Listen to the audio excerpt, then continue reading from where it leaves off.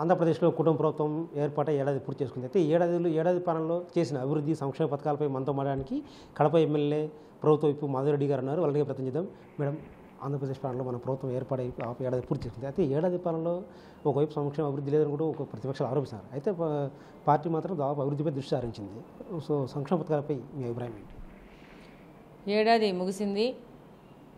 కూటమి ప్రభుత్వం ఎన్నో కష్టాలు నష్టాలను చవిచూసింది.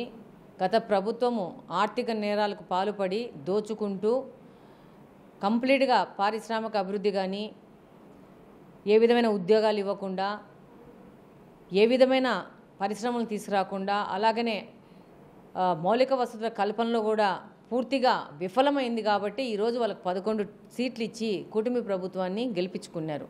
ప్రభుత్వం వచ్చినాక ఎంతటి ఆర్థిక నేరాలు మనం అనుకున్నామో అంతకు 10 ఎక్కువ ఈ యొక్క గత ప్రభుత్వం ఆర్థిక నేరాలు చేసి కంప్లీట్గా అప్పులు చేసేసి వచ్చిన డబ్బులు ఆదాయం మొత్తం ఎప్పటికప్పుడు అప్పులకు పోయే విధంగా సంతకాలు పెట్టి పాత ముఖ్యమంత్రి ఈరోజు రాష్ట్రాన్ని ఇంత కష్టాల్లో పెడితే ఈరోజు చంద్రబాబు నాయుడు గారు బీజేపీ సపోర్ట్తో ఈ స్థితికి తీసుకొచ్చి ఈరోజు పథకాలని మీకు అందరికీ తెలుసు వస్తూ రాగానే ఏ విధంగా చెప్పారో, వృద్ధాప్య పింఛన్లు కానీ, వికలాంగుల పింఛన్లు కానీ, ముసలోళ్ళ పింఛన్లు కానీ, ఒంటరి మహిళల పింఛన్లు కానీ అనుకున్న విధంగానే 2 నెలల బకాయిలు చేసి ఇస్తూ ముందుకెళ్లారు.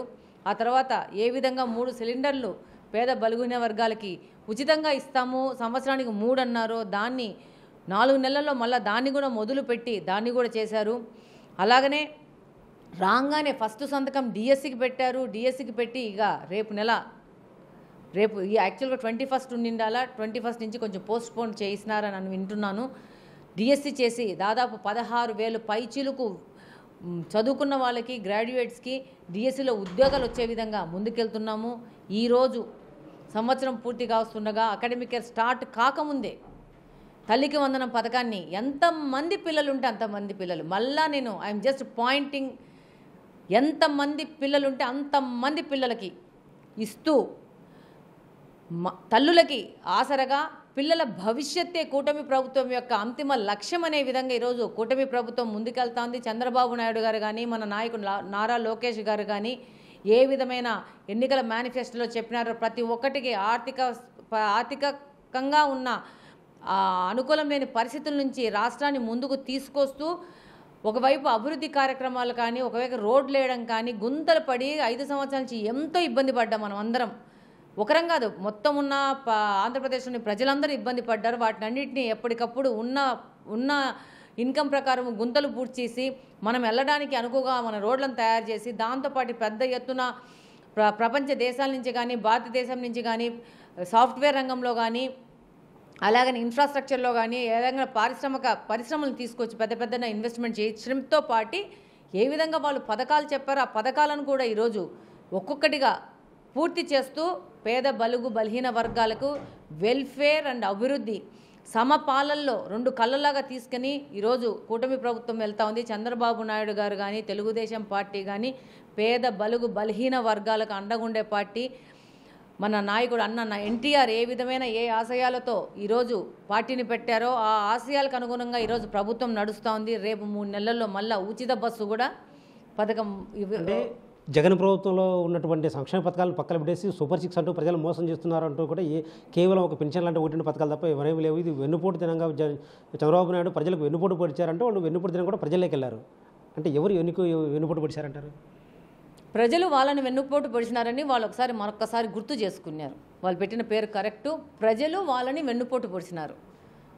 వెన్నుపోటు పొడిచాల్సిన పరిస్థితి ప్రజలకు వాళ్ళు కల్పించినారు. నువ్వు వద్దు బాబు, నువ్వు దండగా అని ప్రపంచ దేశాలకు ఈరోజు వైఎస్ఆర్సీపీ పార్టీ రాజకీయంగా పనికి రాదు, ఆ నాయకుడు రాజకీయంగా పనికిరాడు, ఆర్థిక నేరాలు చేయడానికి, కరప్షన్ చేయడానికి, దాడులు చేయడానికి, భూమి కబ్జాలు చేయడానికి, కల్తీ మద్యాలతో ప్రజల యొక్క ప్రాణాలతో చెలగాడం ఆడడానికి పనికొస్తాడు తప్పితే ప్రజాసేవకు పనికిరాడు అనేసి ఆ రోజు ప్రజలు వాళ్ళ ఓటు ద్వారా తెలియజేసుకున్నారు.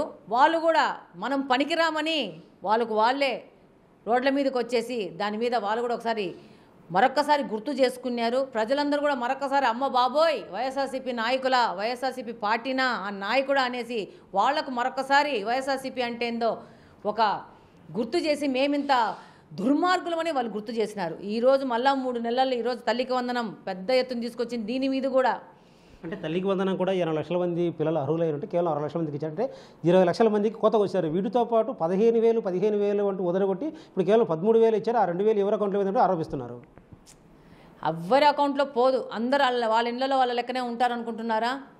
అలాంటివన్నీ పోవు. వాళ్ళకి ఇది తప్పితే ఇంకా మాట్లాడేదానికి ఏమీ లేదు. గొట్టాలు తీసుకొని గొట్టాల ముందు అబద్ధాలు మాట్లాడమే వాళ్ళకి తెలిసింది. మరి వీళ్ళు 243 కోట్ల రూపాయలు వాలంటీర్లకి ట్రైనింగ్ ఇస్తున్నామని చెప్పేసి ట్రైనింగ్ పేరు చెప్పేసి ఐపాక్ టీమ్కి వాళ్ళు ట్రాన్స్ఫర్ చేసుకుంటున్నారని ఈరోజు వాళ్ళ మీద కొత్త అభియోగాలు మొదలవుతున్నాయి.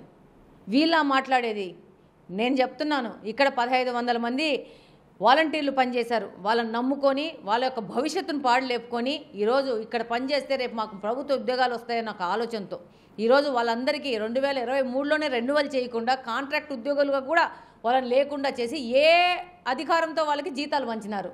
అబద్ధాలు, మోసాలు, అవినీతులు నిలబడవు. టైం జరుగుతుందేమో కానీ బట్ జస్టిస్ విల్ ప్రివైల్. గత 5 నెలల్లో ఆర్థిక నేరాలకు పాల్పడి భారీగా అప్పులు చేస్తూ రాష్ట్రాన్ని నాశనం చేశారంటూ కూడా ఎమ్మెల్యే మధుడు ఆరోపిస్తారు. వీటితో పాటు కడప జిల్లాలపై ముఖ్యమంత్రి చంద్రబాబు ప్రత్యేక దృష్టి సారించారు. స్టీల్ ప్లాంట్తో పాటు కడప నగరాల దగ్గర ఉన్నటువంటి కొప్పతి పారిశ్రామిక డెవలప్ చేస్తూ వాటికి సంబంధించి నిరుద్యోగ యువత కూడా లక్షల్లో ఉద్యోగాలు కల్పించే అవకాశం ఉంటుందని మాధురెడ్డి చెప్తున్నారు. కెమెరా పర్సన్ సుదర్శన్తో శివ, బిగ్ టీవీ, కడప.